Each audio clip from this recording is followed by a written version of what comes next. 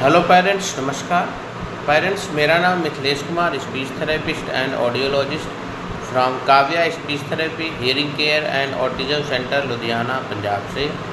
आज हम बात करने जा रहे हैं कि बिना दवाई के स्पीच को कैसे डेवलप कर सकते हैं, कैसे इम्प्रूव कर सकते हैं। क्योंकि आज के समय में स्पीच से रिलेटेड जो प्रॉब्लम्स है वो लोगों में काफ़ी देखने को मिल रहा है।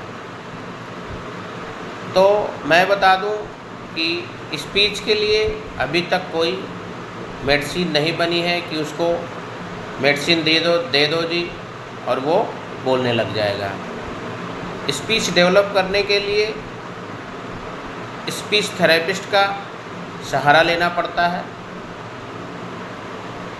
जो आपको और आपके बच्चे की, आपके पेशेंट्स की स्पीच को कैसे डेवलप करना है वो आपको टेक्निक बताते हैं और उसके साथ में काम करते हैं। तो स्पीच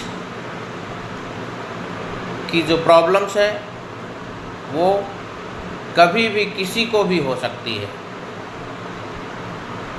ज़रूरी नहीं है कि बच्चों में होती है, बड़ों में भी स्पीच से रिलेटेड प्रॉब्लम आती है। जैसे बड़ों में पैरालाइज हो गया, स्ट्रोक हो गया, ब्रेन हैमरेज हो गया, एक्सीडेंटल हो गया, न्यूरोलॉजिकल कोई प्रॉब्लम्स आ गई, उसके कारण से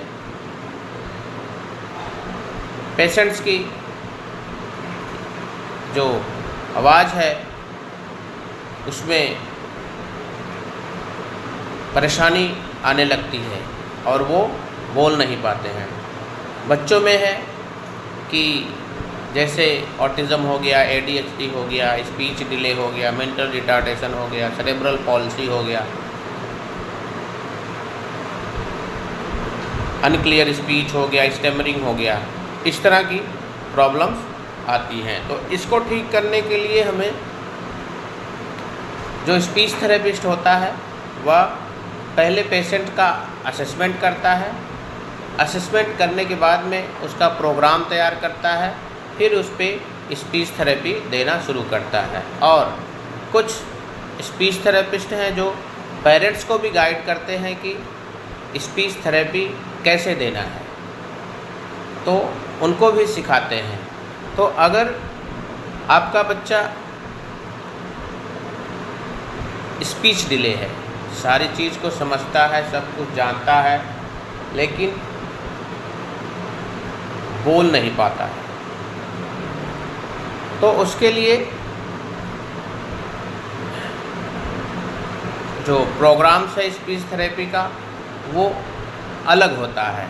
और अब बच्चा ऑटिस्टिक है, ऑटिस्टिक का जो स्पीच थेरेपी का प्लान है वो डिफरेंट होता है। इस तरह से हर एक जो पेशेंट्स हैं, अलग अलग प्रॉब्लम्स हैं, उनके अलग अलग स्पीच थेरेपी के प्लान्स तैयार किए जाते हैं और उन पे काम किया जाता है। तो आप जो है अपनी जो भी बच्चों में, बड़ों में जो भी प्रॉब्लम्स है स्पीच से रिलेटेड, वो आप पहले नोट करें, उसके बाद में थेरेपिस्ट के पास जाएं, वो बातें जो है वो उसको शेयर करें, ताकि वह आपकी जो प्रॉब्लम्स है उसको समझे और फिर उसको उस पर वर्क करें। अब जैसे स्पीच थेरेपी हम बच्चों को अपने घर में भी सिखा सकते हैं,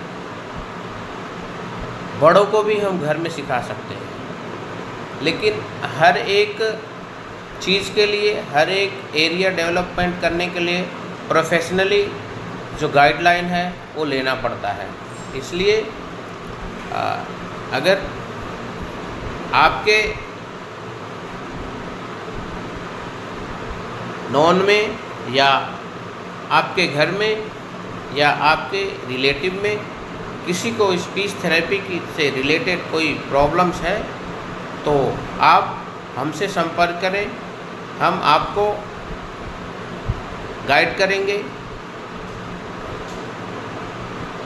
और आपको ट्रेन करेंगे कि किस तरह से हम बिना दवाई के स्पीच को डेवलप कर सकते हैं। वीडियो अच्छी लगे तो लाइक, शेयर, सब्सक्राइब, कमेंट जरूर करना। धन्यवाद।